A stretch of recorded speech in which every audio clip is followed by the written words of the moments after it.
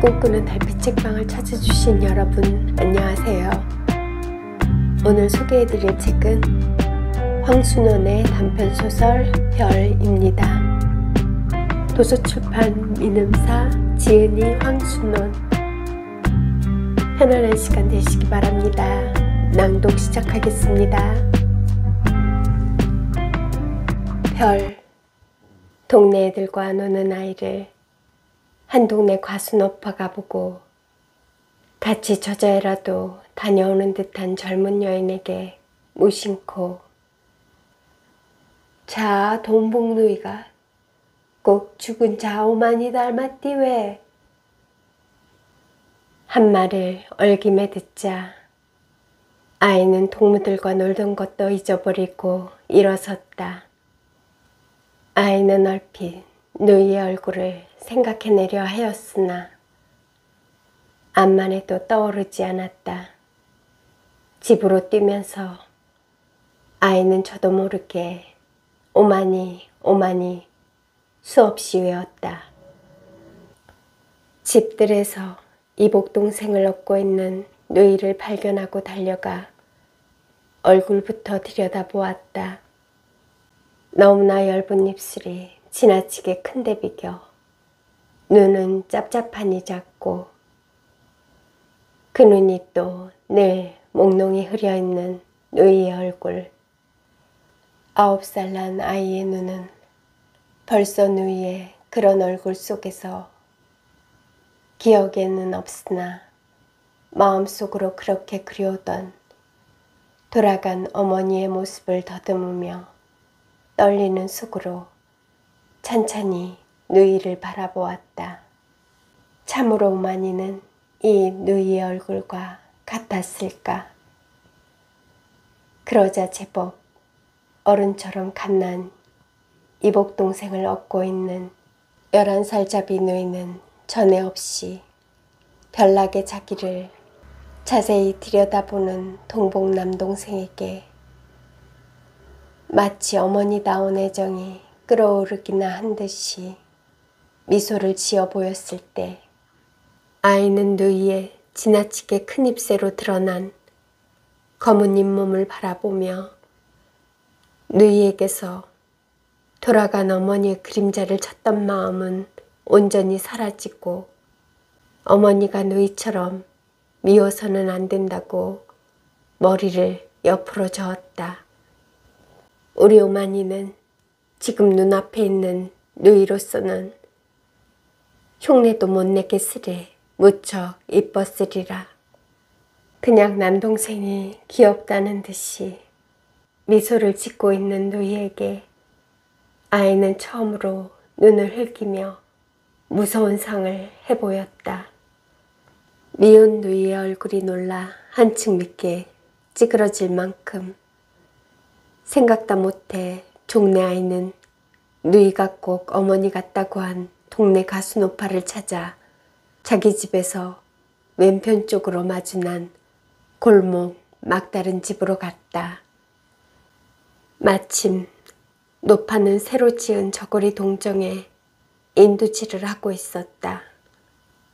늘 남에게 삭바느질을 시켜 말쑥한 옷만 입고 다녀 동네에서 이름난 과수노파가 제 손으로 인두질을 하다니 웬일일까. 그런 아이를 보자 과수노파는 아이보다도 더 의아스러운 듯한 눈치를 하면서 인두를 화로에 꽂는다. 아이는 곧 노파에게 아니 우리 오마니하고 우리 니하고 같이 생겼단 말은 거짓말이디요? 했다. 노파는 더욱 수상하다는 듯이 아이를 바라보다가 그러나 남의 일에는 흥미없다는 얼굴로 왜 닮았디? 했다. 아이는 떨리는 입술로 다시 아니 우리 오마니 입하고 네 입하고 다르게 생기디 않았시오? 하고 열심히 물었다. 노파는 이번에는 화로에 꽂았던 인두를 뽑아 자기 입술 가까이 갖다 대어보고 나서 반만큼 세운 왼쪽 무릎 치마에 문대고는 일감을 잡으며 그저 그러고 보면 다르던 것 같기도 하곤 했다.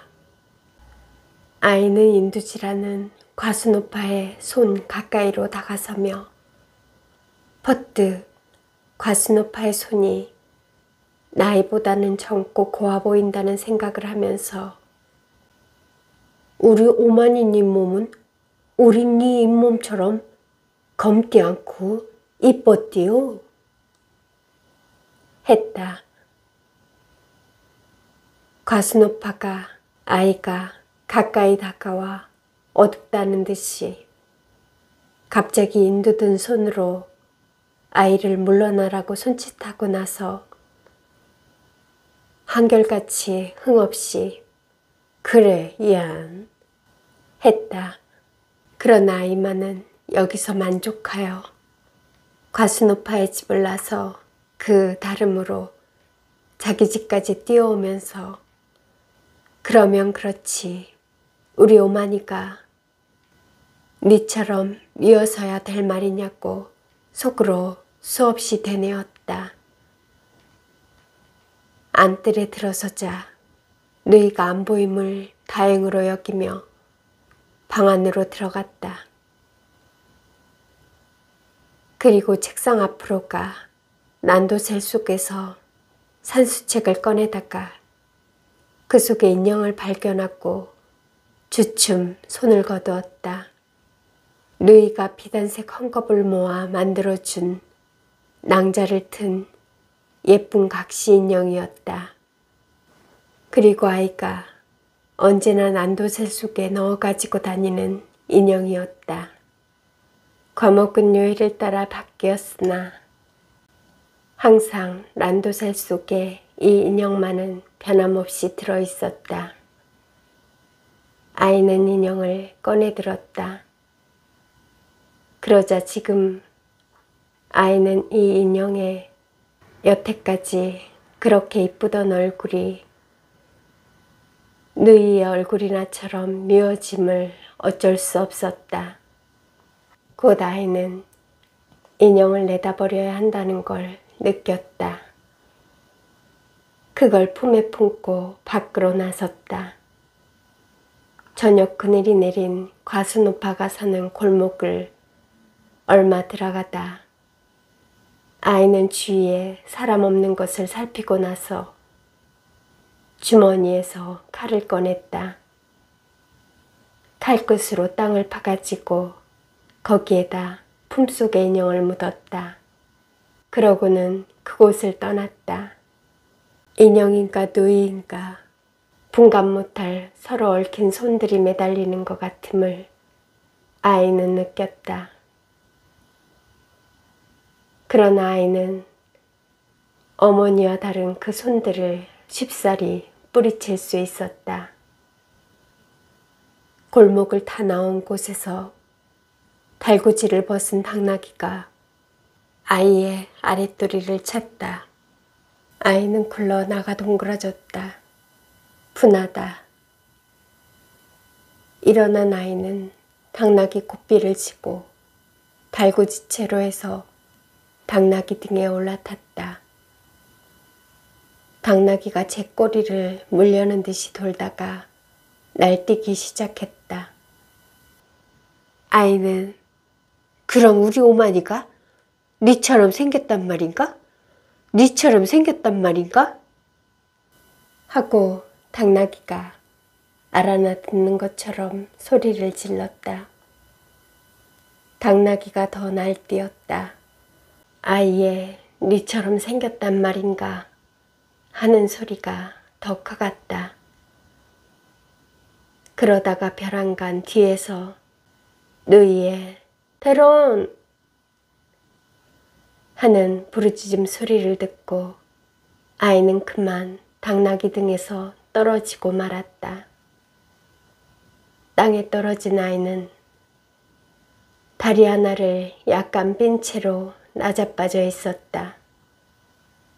누이가 분주히 달려왔다. 그러나 아이는 누이가 위에서 굽어보며 붙들어 일으키려는 것을 모지스럽게 손으로 뿌리치고는 혼자 벌떡 일어나 삔다리를 예사롭게 놀려 집으로 돌아갔다. 갓난 이복동생을 업어주는 곳이 학교 다녀온 뒤에 나날의 일과가 되어 있는 누이가 하루는 아이의 거동에서 자기를 꺼리고 있다는 것을 눈치채고는 그런 동생을 기쁘게 해주려는 듯이 어분의 볼기짝을 돌려대더니 꼬집기 시작했다. 물론 누이의 손은 힘껏 꼬집는 신용만 했고 그럴 적마다 그 작은 눈을 힘주는 듯이 끔적끔적 하였지만 결국은 애가 울지 않을 정도로 조심하면서 꼬집어대는 것이었다.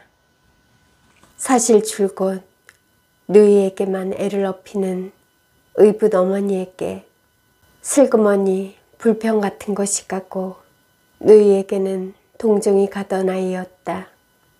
그러나 이날 아이는 자기를 기껏게나 해주려는 듯이 이복동생의 볼기짝을 힘껏 꼬집는 신용을 하는 누이에게 재미있다는 생각이 일기는커녕 도리어 믿고 실눈을 끔적일 적마다 흉하게만 여겨졌다.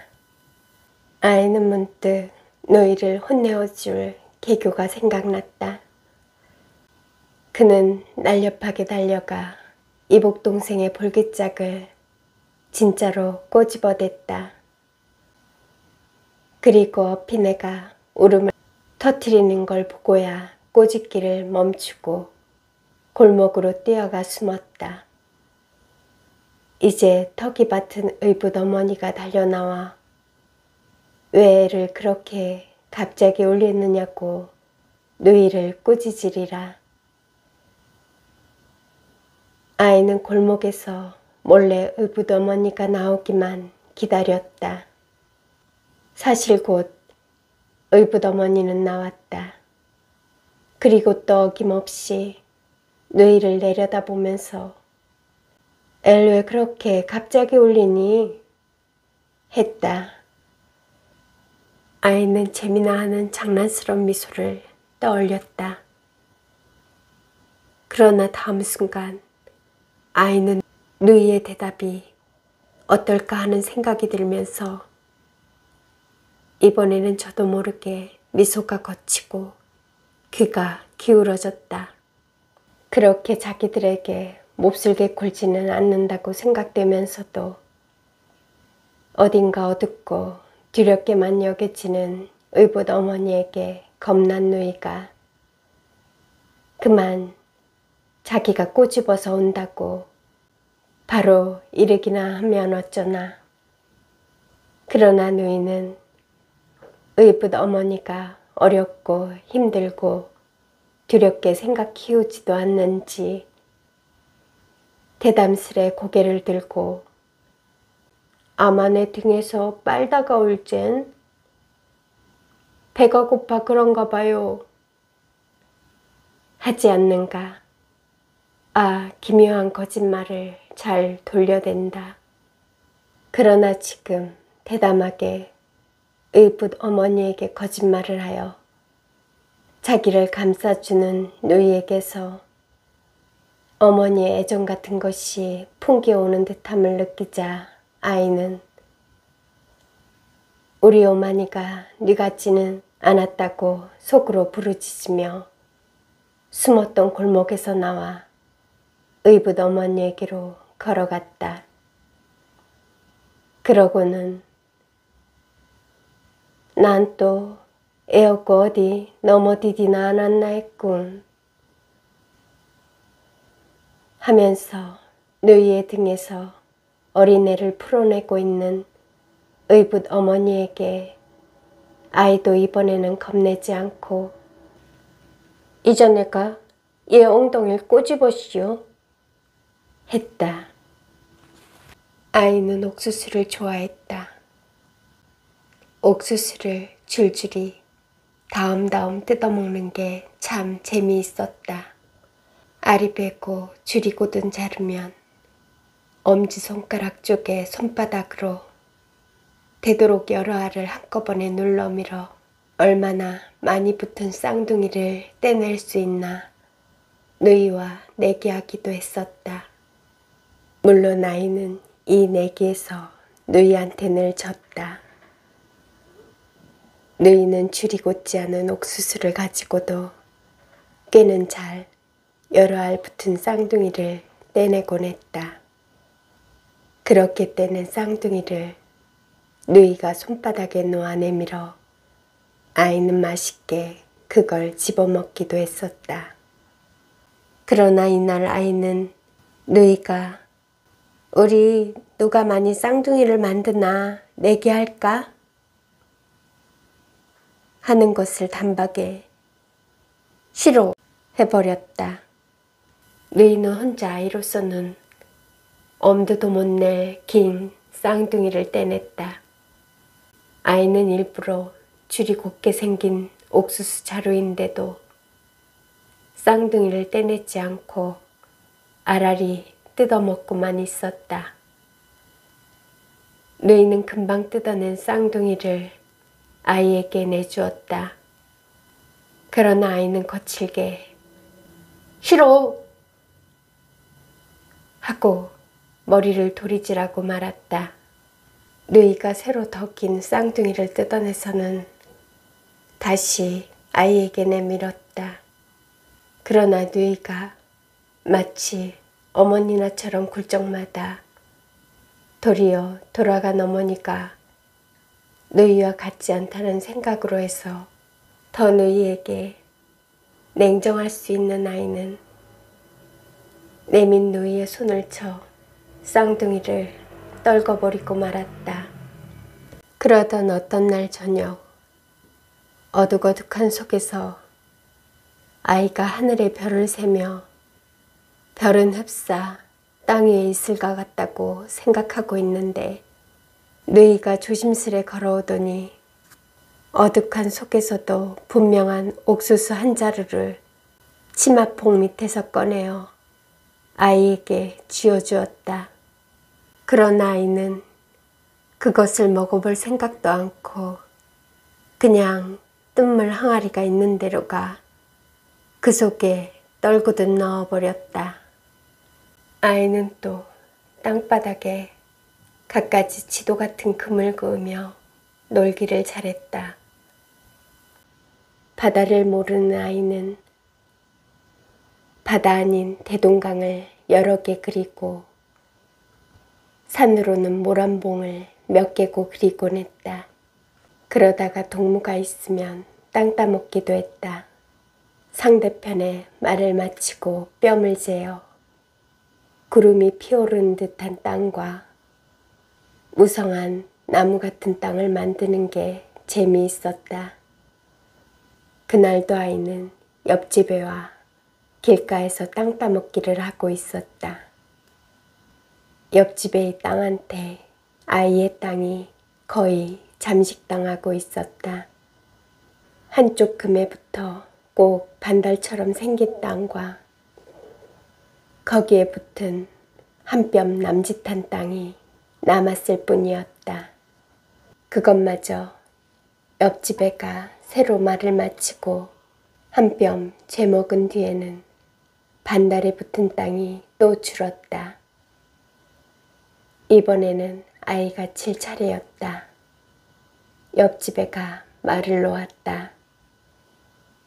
그것은 아이의 반달 땅 끝에서 한껏 먼 곳이었다.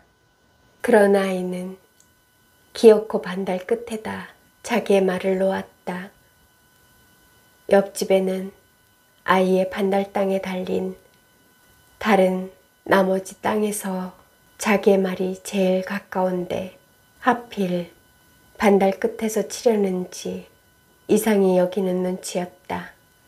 사실 아이의 어디까지나 반달 끝에다 한 뼘 마음껏 둘러재어 동그라미를 그어 놓았으면 얼마나 아름다울지 모르겠다는 계획을 옆집에는 알 턱 없었다. 아이는 반달 끝에서 옆집의 말까지의 길을 닦았다. 이번에는 꼭 맞춰 이 반달 위에 무지개 같은 동그라미를 그어 놓으리라. 아이의 입은 꼭 다물어지고 눈은 빛났다. 뒤이어 아이는 옆집의 말을 겨누어 엄지손가락이 버텼던 장가락을 퉁기었다. 그런 아이의 장가락 손톱에 맞은 말은 옆집의 말에서 꽤 먼 거리를 두고 빛 지나갔다. 옆집애가 됐다는 듯이 곧 자기의 말을 집어들며 아이가 아무리 먼 곳의 말을 놓더라도 대본에 맞춰버리겠다는 득이의 미소를 떠올렸다. 그러면서 아이의 말 놓기를 기다리다가 흐려지지도 않은 경계선을 사금팔이 말을 세워 그었다. 아이의 반들 끝이 이지러지게 그어졌다. 아이가 이건 왜 그렇게 하고 고함쳤다. 옆집에는 곧 다시 고쳐 금을 그었다. 옆집에는 아이가 자기의 땅을 줄게 그어서 그러는 줄만 알았는지 이번에는 반달의 등이 약간 살찌게 그어 놓았다. 아이는 그대로 그것도 아니야 했다. 그러는데 어느새 왔었는지 누이가 등 뒤에서 옆집의 말을 빼앗아서는 동생을 도와 반달의 배가 부르게 긋기 시작했다. 그러나 아이는 누이가 채 다 긋기도 전에 손바닥으로 막 지워버리면서 이건 더하냐, 이건 더하냐 하고 소리 질렀다. 하루는 아이가 뜰 안에서 혼자 땅바닥에다 지도 같은 금을 그으며 놀고 있는데 바깥에서 누이가 뒷집 계집애 와 싸우는 소리가 들려 마침 아내 어른들이 듣지 못하고 있는 것을 다행으로 열린 대문새로 내다보았다. 아이가 늘 이쁘다고 생각해오던 뒷집 계집애의 내민 역시 이쁜 얼굴에서 그래 안 맞았단 말인가? 하는 말소리가 빠른 속도로 계속되는 대로 또 누이의 밉게 찌그러진 얼굴에서는 안 맞지 않고 하는 소리가 같은 속도로 계속되고 있었다. 땅 따먹기 하다가 말이 맞았거니 안 맞았거니 해서 난 싸움이 분명했다. 어느 편이 하나 물러나는 법 없이 점점 더 다가들면서 내민 입으로 자기의 말소리를 좀 더 이악스레 빠르게들 하고 있는데 저쪽에서 뒷집 계집애의 남동생이 달려오더니 다짜고짜로 누이에게 흙을 움켜 뿌리는 것이 아닌가. 그러자 뒷집 계집애의 이쁜 얼굴이 더 내밀어지며 그래 안 맞았단 말인가? 하는 소리가 더 날카롭게 빠르게 계속되는 한편 누이는 먼저 한 걸음 물러나며 안 맞지 않고 하는 소리도 떠져갔다. 뒷집 계집애의 남동생이 또 흙을 움켜 뿌렸다. 뒷집 계집애의 남동생이 흙을 움켜 뿌릴 적마다 이쪽 누이는 흠칫흠칫 물러나며 말소리가 줄고 뒷집 계집애의 말소리는 더욱 잦아갔다. 그러자 아이는 저도 깨닫지 못하고 대문을 나서 그리로 걸어갔다. 아이를 보자 뒷집 계집애의 남동생이 우선 흙 뿌리기를 멈추고 다음에 뒷집 계집애가 다가오기를 멈추고 다음에 계집애의 말소리가 늦추어지고 다음에 누이가 뒷걸음치던 걸음을 멈추었다. 그리고 누이는 뒷집 계집애의 남동생처럼 자기의 남동생도 역성을 들러오는 것으로만 안 모양이어서 차차 기운을 내어 다가나가며 엄마 떼엄쿠 하는 소리를 점점 빠르게 회복하고 있었다. 거기 따라 뒷집 계집애는 도로 물러나며 점차 그래 안 맞았단 말인가? 하는 소리를 늦추고 있고 뒷집 계집애의 남동생도 한옆으로 아이를 피하고 있었다. 그러나 아이는 싸움터로 가까이 가자 누이의 흥분된 얼굴이 전에 없이 더 흉하게 느껴지면서 어디 어머니가 저래서야 될 말이냐는 생각에 냉연하게 그곳을 지나쳐버리고 말았다. 그리고 등 뒤로 도로 빨라가는 뒷집 계집애의 말소리와 급작스레 떠가는 누이의 말소리를 들으면서도 아이는 누이보다 이쁜 뒷집 계집애가 싸움에 이기는 게 옳다고 생각하며 저만큼 골목 어귀에서 여물을 먹고 있는 당나귀에게로 걸어갔다. 14살의 소년이 된 아이는 뒷집 계집애보다 더 이쁜 소녀와 알게 되었다. 검고 맑고 깊은 눈하며 깨끗하고 건강한 볼 그리고 약간 노란 듯한 머리카락에서 풍기는 숱한 향기. 아이는 소녀와 함께 있으면서 그 맑은 눈과 건강한 볼과 머리카락 향기에 온전히 홀린 마음으로 그녀를 바라보기만 하면 그만이었다. 그러나 소녀 편에서는 차차 말없이 자기를 쳐다보기만 하는 아이에게 마음 한구석으로 어떤 부족감을 느끼는 듯했다.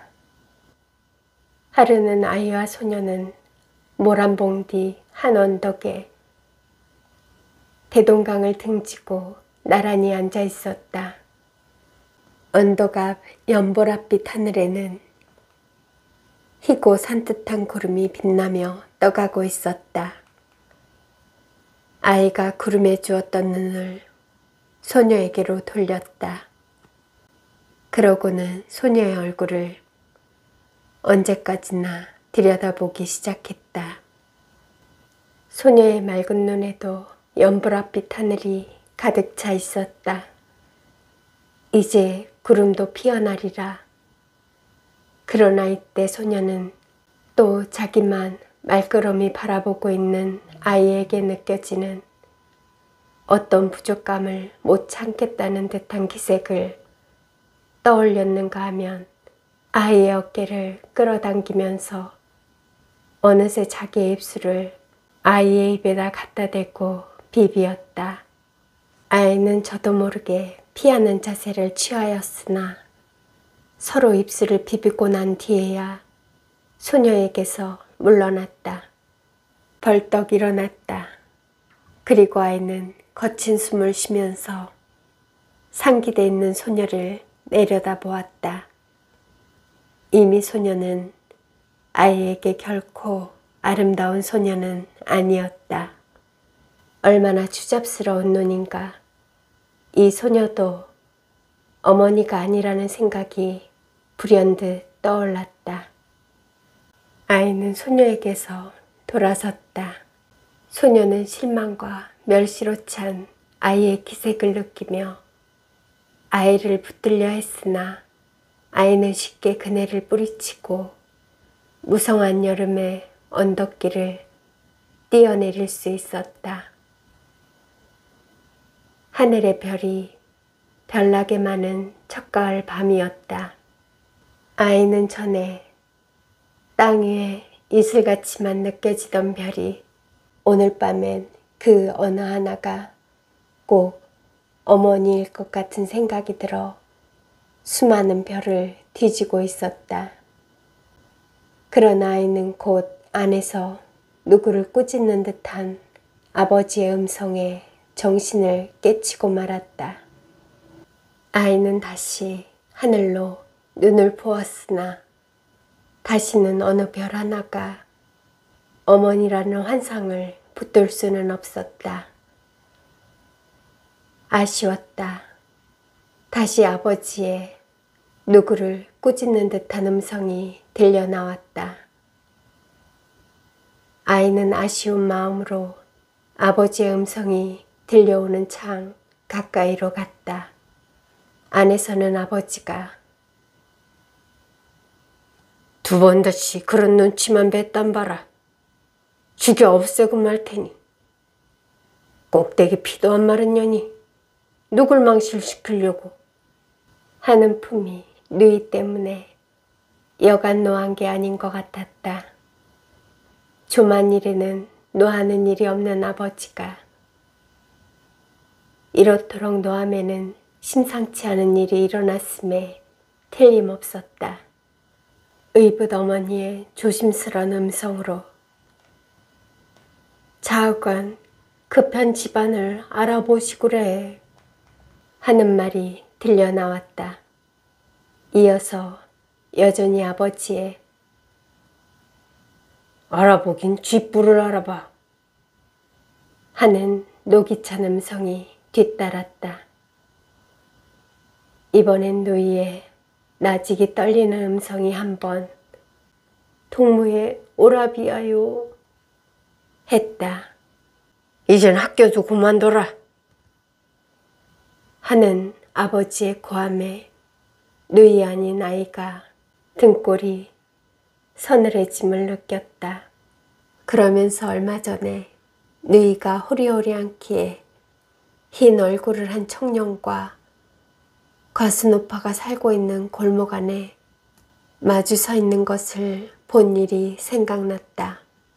그때 누이는 청년이 한반 동무의 오빠인데 심부름을 왔었다고 변명하듯 말했고 아이는 아이대로 그저 모른 채 하고 있었으나 속으로는 누이 같은 여자와 좋아하는 청년의 마음을 정말 모르겠다고 생각했었다. 그 청년과 누이가 만나는 것을 집안에서도 알았음이 틀림없었다. 지금 안에서 의붓 어머니의 낮으나 힘이 든 음성으로 얘, 넌 또 웬 성냥 장난인가 하는 것만은 이제는 유치원에 다니게 된 이복 동생을 꾸짖는 소리리라. 요사이 차차 의붓 어머니가 어렵고 두렵기만 한 게 아니고 진정으로 자기네를 골고루 위해주고 있다는 것을 깨닫게 된 아이는 동복인 누이의 일로 의붓 어머니를 걱정시키는 것이 아버지에게보다 더 안 됐다고 생각됐다. 다시 의붓 어머니의 조심성 있고 은근한 음성으로 넌도 생각이 있겠디만 이제 내게 잘못이라도 생기면 땅 속에 있는 너희 어머니한테 어떻게 내가 낯을 들겠니? 자 이제 내 방으로 건너가거라 하매 아이는 이번에는 의붓 어머니의 애정에 얼굴이 달아오르면서 정말 누이가 돌아간 어머니까지 들추어내게 하는 일을 저질렀다가는 용서 않는다고 절로 주먹이 쥐어졌다. 어디서 숨이 오듯 누이의 흐느끼는 소리가 들려왔다. 두 번 다시 그런 일만 있으면 봐라. 조매를 묶어서 강물에 집어넣고 말대 않나 하는 아버지의 약간 노염은 풀렸으나 아직 엄한 음성에 아이는 이번에는 또 밤바람과 함께 온몸을 한번 부르르 떨었다. 꽤 쌀쌀한 어떤 날 밤이었다. 의붓 어머니가 아버지에게 애걸하다시피 하여 학교만은 그냥 다니게 된 누이 보고 아이가 우리 산보가 했다. 누이는 먼저 뜻하지 않았던 일에 놀란 듯 흐린 눈을 크게 떠보이고 나서 곧 아이를 따라 나섰다. 밖은 조각달이 달려 있었다. 그리고 수많은 별들이 빛나고 있었다. 싸늘한 바람이 불어왔다. 바람이 불어올 적마다 별들은 빛난다기보다 떨고 있는 것만 같았다. 아이는 앞서 대동강 쪽으로 난 길을 접어들었다. 누이는 그저 아이를 따랐다. 어둑한 속에서도 이제 누이를 놀래어 주리라는 계교 때문에 아이의 얼굴은 미소가 떠올라 있었다. 강둑을 거슬러 오르니까 더 서늘어왔다. 전에 없이 남동생이 자기를 밖으로 이끌어낸 것을 의아하게 여기는 눈치로 그러나 즐거운 듯이 누이가 아이에게 춥디 않니? 했다. 아이는 거칠게 머리를 옆으로 저었다. 접고 나서 어둠으로 해서 누이가 자기 머리 저음을 분간치 못했으리라고 깨달았으나 아이는 그냥 잠자코 말았다. 누이가 돌연 혼잣말처럼 사실 나 혼자였다면 벌써 죽고 말았어. 죽고 말지 않고 그래도 내가 있어 그렇지. 둘이 있다 하나가 죽으면 남는 게 더 불쌍할 것 같아서 난 정말 그래 하며 바람 때문인지 약간 느끼는 듯했다. 아이는 혹시 집에서 누이의 연애 사건을 알게 된 것이 자기가 아버지나 의붓 어머니에게 고자질한 것으로 잘못 알고 있지는 않나 하는 생각이 들자 누이를 쓸어안고 변명이나 할 듯이 획 돌아섰다. 누이도 섰다. 그런 아이는 계획해온 일을 실현할 좋은 계기를 바로 붙잡았음을 기뻐하며 누이에게 총에 벗어라 하고 고함을 치고 말았다. 뜻밖의 당하는 일로 잠시 어쩔 줄 모르고 섰다가 겨우 깨달은 듯이 누이는 어둠 속에서 조용히 저고리를 벗고 어깨 치마를 머리 위로 벗어냈다. 아이가 치마를 빼앗아 땅에 길게 폈다. 그리고 아이는 아버지처럼 엄하게 가루 놀아 했다. 누이는 또 곧 순순히 하라는 대로 했다.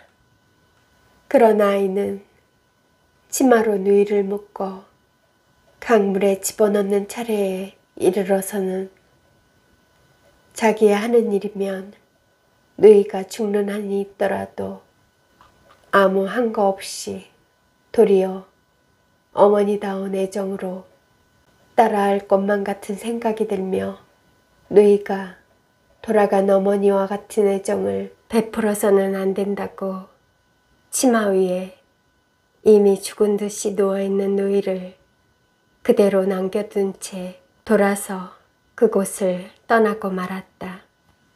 누이는 시내 어떤 실업가의 막내 아들이라는 작달막한 키에 얼굴이 검푸른 누이의 한반 동무의 오빠라는 청년과는 비슷도 않은 남자와 아무 불평 없이 혼약을 맺었다.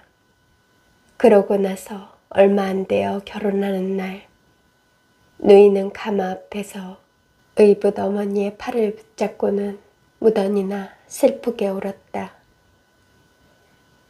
아이는 골목에 몸을 숨기고 있었다. 누이는 동네 아낙네들이 떼어놓는 대로 가마에 오르기 전에 젖은 얼굴을 들었다. 자기를 찾고 있음에 틀림없다고 생각하면서도 아이는 그냥 몸을 숨기고 있었다. 그리고 누이가 시집간 지 또 얼마 안 되는 어느 날, 별나게 빨간 놀이 진 늦저녁 때 아이네는 누이의 부고를 받았다.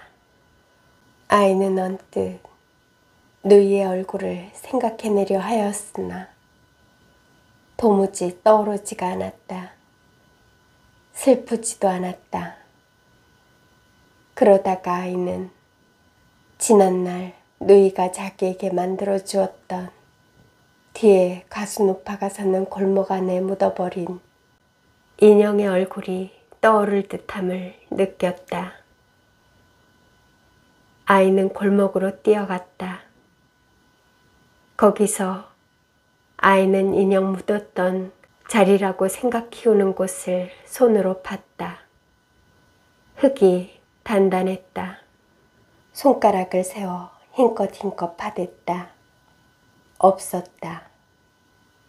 짐작되는 곳을 또 파보았으나 없었다. 벌써 썩어 흙과 분간치 못하게 된 지가 오래리라. 도로 골목을 나오는데 전처럼 당나귀가 메어 있는 게 눈에 띄었다. 그러나 전처럼 당나귀가 아리를 차지는 않았다. 아이는 달구지채로 올라서지도 않고 전보다 쉽사리 당나귀 등에 올라탔다. 당나귀가 전처럼 제 꼬리를 물려는 듯이 돌다가 날뛰기 시작했다. 그리고 아이는 당나귀에게 나처럼 우리는 왜지겐 하고 소리 질렀다. 당나귀가 더 날뛰었다. 당나귀가 더 날뛸수록 아이의 왜지겐 하는 지름소리가 더 커갔다. 그러다가 아이는 문득 골목 밖에서 누이의 대런 하는 부르짖음을 들은 거로 착각하면서 불어 당나귀 등에서 떨어져 굴렀다. 이번에는 어느 쪽 다리도 삐지 않았다. 그러나 아이의 눈에는 그제야 눈물이 괴었다. 어느새 어두워지는 하늘에 별이 돋아났다가 눈물갠 아이의 눈에 내려왔다. 아이는 지금 자기의 오른쪽 눈에 내려온 별이 돌아간 어머니라고 느끼면서 그럼 왼쪽 눈에 내려온 별은 죽은 누이가 아니냐는 생각이 미치자 아무래도 누이는 어머니와 같은 아름다운 별이 되어서는 안 된다고 머리를 옆으로 저으며 눈을 감아 눈 속의 별을 내몰았다. 1940년 가을